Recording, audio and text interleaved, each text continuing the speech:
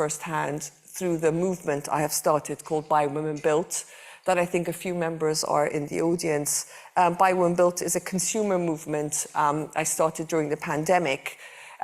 We have 2,000 women-built consumer brands. We're only about consumer brands.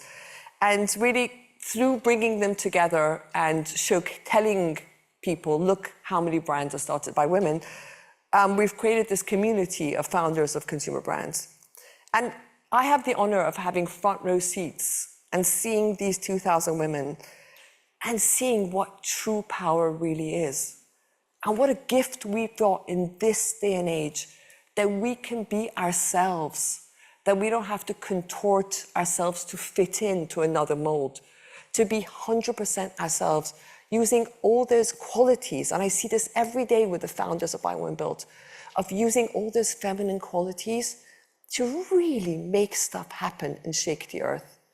Because what I believe the real difference is qualities that used to make us the butt of jokes, kind of qualities that we'd always have to hide as women. They're almost at competitive advantage now. Let me take you through the qualities. Our softness. People used to be like, oh God, that's really flaky, because before, women had to be tough, and strength was a different way of being tough, and we had to hide our softness. But softness is all about empathy. And I work a lot with large companies, and every large company is thinking, how can we put ourselves in customers' shoes? How can we think what they want? Well, in women, we have this in spades, because empathy just comes naturally to us, because we're heart-centered, and we're always putting ourselves in other people's shoes. We can so see the other perspective.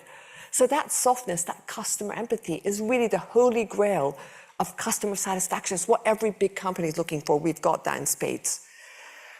Our chattiness, right? People used to make fun of us. Oh, women chat. Well, guess what? If any of you remember the Mars and Venus book, the idea is that when you're in trouble, men go to a cave and hide, whereas women call up another girlfriend and get together and have a chat. Well, that's all about networking, isn't it? It's all about sharing. It's all about learning from each other. When people say women don't have networks, it's what we're amazing at, is networking, isn't it? Third one, our emotional nature. Oh my God, you've got to kind of put on a work face. You can't be emotional. Well, it's all about vulnerability now, and not being afraid to fail and being able to ask questions. We are number one in vulnerability as women. We put our hearts on our sleeves. And again, that's a huge asset in business now. It's real power to be able to be vulnerable, to be naturally vulnerable. Our multitasking, right? This idea that women are multitaskers. I actually got married quite late in life. I got married in my early 40s, and I hadn't really quite realized the real difference between men and women and how much of multitaskers we are. Because I genuinely think the difference between the male and female brain is, everyone says actually, the way the female brain is between our left brain and our right brain, sort of between our creative and our logical brain. Apparently, for us women, there's thousands of tiny little wires and channels between two sides of our brain. So they're just going back and forth. Whereas the difference with men is between the left side and the right side, there's just one thick cable going from one side to the other. But just our multitasking lends itself so incredibly to entrepreneurship. And the last thing they always make fun of women is, oh God, women shopaholics. That's all you can do is shopaholics. Well, guess what? If the consumer economy had a sex, it would be female. Women make 80% of shopping decisions. Because women make 80%. In fact, we do a survey when anyone joins By Women Built, and we're like, why did you start your business? 90% of founders started because of personal need. It was something they were looking for that they couldn't find. And that was the genesis of them starting a business. They were scratching their own itch. So if you put all those qualities together with stuff that women naturally do at home, because we are the default caregivers, the resourcefulness we have to have, the problem solving that we need to do, all that comes in to actually make the perfect entrepreneur. That actually gives us that huge advantage. But there is a but here. And the but is that we've got all the skills we need, the powers and all these feminist skills we're born in, but it is something around the female brain that is very noisy.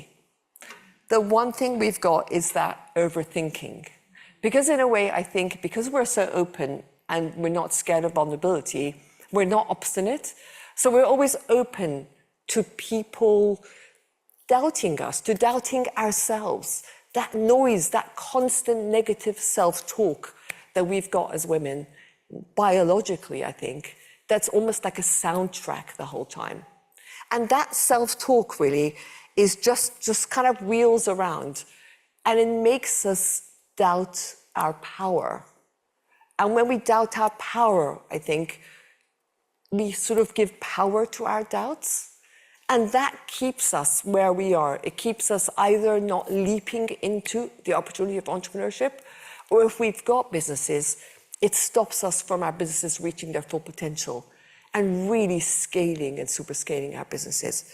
So in a way, it's that is the only fear. And in a way, we don't think we're fearful, because I see women, I've never met a woman that's not strong, but sometimes we give in to the way fear comes in and persuades us without us realizing that actually we haven't got the skills, we haven't got what it takes, we haven't got the confidence.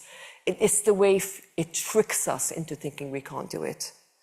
But we can do it. Everyone in this room, every entrepreneur that's out there, and I have seen through By Women Built how many there are, how many women who've broken barriers and done it, and they've taken the leap. And this is our future. This is us together creating this new women's movement, where we don't have to conform, we don't have to twist ourselves to be someone else.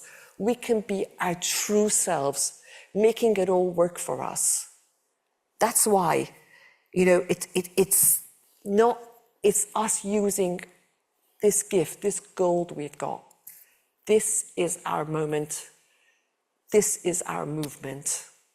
We've got to grab it with both hands, because we owe it to all those women that came before us. My mother, my grandmother didn't have the opportunities that we have. And I feel we owe it to this next generation, to the little girls, to show what real feminine strength is and create this new feminine template. Thank you very much. Thank you.